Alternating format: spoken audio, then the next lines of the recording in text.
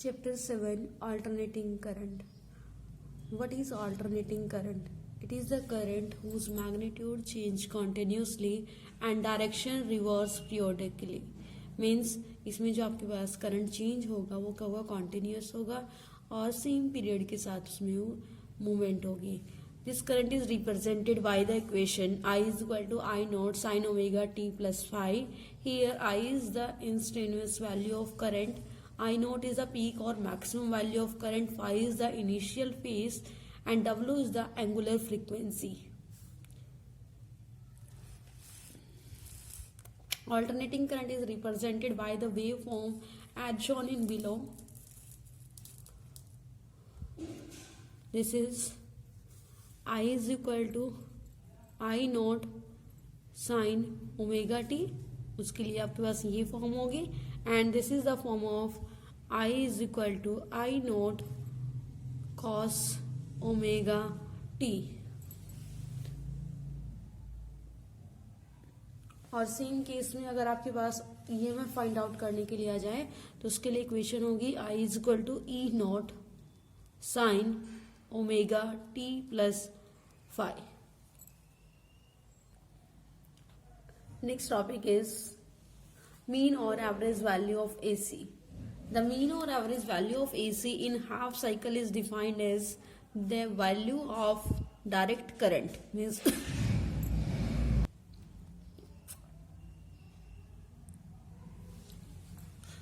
Means DC, which would send same amount of charge through a given current in time t by 2. Means इसमें जो time period होगा वो क्या होगा, t by 2. That is the half cycle of AC as sent by the alternating current. Means हमने क्या करना है, इसमें जो करंट है वो हमने t by 2 के अकॉर्डिंग फ्लो कराना है. फिर उसके बाद हम क्या करेंगे, जो AC और DC है उनको हम इक्वल पुट करेंगे. To calculate it, I is equal to I naught sin omega t. This is equation number first. Small amount of charge sent by this current in small time dt means dq is equal to I dt. Put the value dq is equal to I is the I naught sin omega t, I naught sin omega t.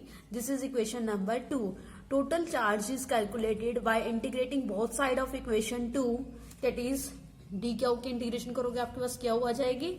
Next integration sign जो आपने इसमें time period 0 to t by 2 put करना है. I naught sin omega t dt.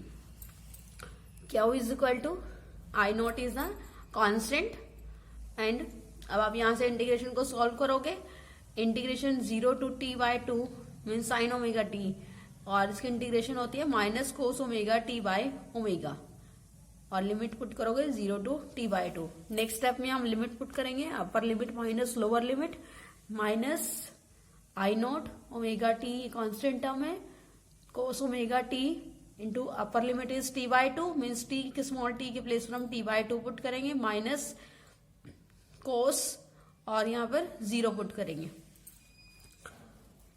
I naught omega is 2 pi by T होता है and cos omega is 2 by T into T by 2 cos 0 is 1 and minus I naught और ये आपका T upper चला जाएगा means I naught into T upon 2 pi and this ये cancel हो जाएंगे. 2 से 2 cancel, cos pi is -1 and -1.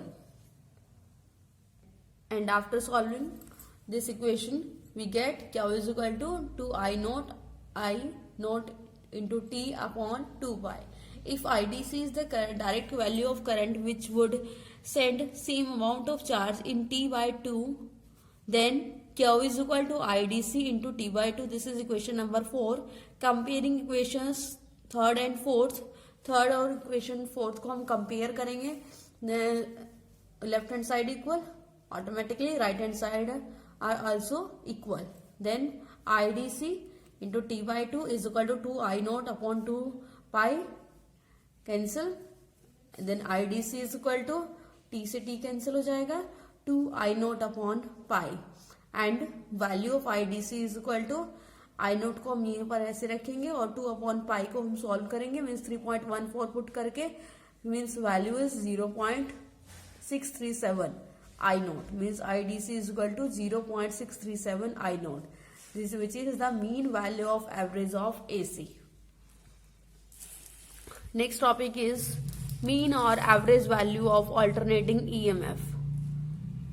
Means the mean or average value of alternating EMF over half cycle is defined as the value of direct EMF which would send same amount of charge through a given circuit in time t by 2 as sent by the alternating EMF through same circuit in the same way. आपने ये previous topic की तरह ही topic करना है, बस इसमें आपने EMF use करना है. प्रीवियस टॉपिक में आपने करंट यूज किया हुआ है, यहाँ पर आप ईएमएफ यूज करेंगे. Means E is equal to E not sine omega T and we know that I is equal to E upon R is equal to E not by R into sine omega T.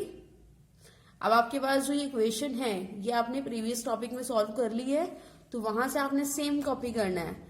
Means आपके पास value आ जाएगी D Q is equal to I D T, D Q is equal to E upon R D T, D Q is equal to E not R sine omega T D T. And integrate करेंगे इसको. ये last topic आपने complete solve कर लिया है, तो हम यहाँ पर डायरेक्ट राइट कर रहे हैं Q is equal to E not T upon 2 pi R. And EMF जो आपके पास ईडीसी के अकॉर्डिंग ईएमएफ प्रोड्यूस होगा means Q is equal to EDC upon R into T by 2. Next topic is root mean square that is RMS value of AC. It is defined as that the value of direct current DC which produce the same amount of heat in the given circuit in time t. अब आपने इसमें क्या करना है, तो एक तो time आपने कंप्लीट t लेकर चलना है मीन्स 0 to t, और सेकंड आपने हीट कॉन्सेप्ट इसमें यूज करना है. As produce the AC through the same circuit as same time t. To calculate it I is equal to I naught sin omega t. This is equation number first. R is the resistance. So small amount of heat produced by AC in the circuit of resistance R is DH is equal to I square RT. ये आपके पास है joules law of heating effect. Joules law of heating effect. DH is equal to I square RT. Put the value of I from equation number 1. I की value आप यहाँ पर put करोगे means DH is equal to I square means I naught square sin square t RT. DH is equal to I naught square R and put the value of sin square omega t is 1 minus cos 2 omega t by 2 into dt.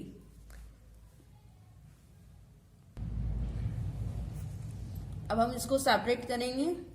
DH is equal to firstly हम I square R dt की multiply 1 के साथ करेंगे, bye में 2 भी रखेंगे, और फिर सेम कंसेप्ट की हम cos 2 ओमेगा t के साथ मल्टीप्लाई करेंगे. Means I square R dt by 2 और इंटू 1 करेंगे तो सेम आ जाएगा, minus I square R dt by 2 into cos 2 omega t dt. Integrating both side of equation number 2. DH H हो जाएगा मीन्स इसके साथ कैंसिल हो जाएगा. इज इक्वल टू नेक्स्ट हम यहाँ पर इंटीग्रेशन साइन यूज करेंगे, और इसमें जो लिमिट है वो 0 to t होनी चाहिए. नेक्स्ट इसमें जब जो कांस्टेंट टर्म है उसको हम आउटसाइड में लेकर आएंगे means I square R by 2 into D T minus I square R by 2 cos 2 omega T D T. Next integration of D T is T and cos omega 2 omega T is 0. After solving this equation, we get H is equal to I square R T into by 2. Equation number 3rd. If IDC is the direct value of current which to produce the same amount of heat in the circuit in the same time, then H is equal to I square DC into RT. This is equation number 4. Comparing equation 3rd and 4th compare करेंगे आप equation को, तो उसमें जो आपके पास left side है वो इक्वल है और right side automatically equal. Then I square R T is equal to equation number 3rd में है आपके पास I square R T by 2. R T से आर टी कैंसिल हो जाएगा means I scr D C upon I scr by 2. And I D C इसको scr को आप इस साइड लेकर आओगे तो स्क्र तो कैंसिल हो जाएगा, बट ये क्या बन जाएगा रूट मीन्स रूट 2 वैल्यू आप पुट करोगे means 0.707 into I not which is the RMS value of AC. RMS value of alternating EMF. It is defined as the value of direct EMF which is produce the same amount of heat in the given circuit in time t. अब आपने यहाँ पर जो heat है और second EMF है, means ये changes है इसमें ईएमएफ. लास्ट टॉपिक में आपने यहाँ से आई फाइंड आउट किया हुआ है, इसमें आप ईएमएफ फाइंड आउट करोगे. Given circuit in time T, that is time period of the alternating EMF as produced by the AC through the same circuit in the same time. To calculate it, E is equal to E naught sin omega t. This is the equation number first. R is the resistance of the coil. So small amount of heat produced in the small time dt is dH is equal to I square R dt, and I is equal to E upon R. Put this value in this, E upon R square R dt. dH is equal to, अब आप यहाँ पर आप E upon R ये value put, means E की value put करोगे, means E square E note square sine square omega t upon R square R dt. dH is equal to, अब आप इसमें से E नोट स्क्वेयर R से R cancel हो जाएगा, means single L R रह जाएगा, मीन्स R, और put the value formula for sine square omega t is 1 minus cos 2 omega t by 2 into dt. This is equation number 2. Total heat produced in one complete cycle is calculated by integrating both sides the equation number of 2. Integrate करेंगे means dH आपके पास h हो जाएगा. Next हम यहाँ पर integration sine put करेंगे means 0 to t. Next step में हम इसको क्या करेंगे, सेपरेट करेंगे, means E not R E note square upon R means 2R integration sine of dt minus E note square upon R by 2 dt and integration sign of cos 2 omega t dt. Integration of dt is t and cos 2 omega t is 0. After solving this equation, this is equal to 0 and E naught square R upon 2R is t, means इसमें आप limit put करोगे, अपर limit minus lower limit and t minus 0. H is equal to E naught square upon 2R into t. This is equation number 3rd. If DC is the direct value of EMF which produce same amount of heat in the circuit of resistance R in the same time, then H is equal to E DC square upon R into RT, and H is equal to R से आके R cancel हो जाएगा, mean single R रह जाएगा यहाँ पर, E square DC upon R into T. Comparing this equation third and fourth, उसमें जो आपके पास लेफ्ट साइड है इक्वल है तो राइट साइड ऑटोमेटिकली इक्वल हो जाएगी, means E square D C upon R into T is equal to E not square 2R upon T. T से टी कैंसिल हो जाएगा, means E square D C upon E not square by 2 and E D C is equal to E not bye √2. And after solving this value 0.0707 E naught, which is the RMS value of alternating current. Next topic is phasor diagram.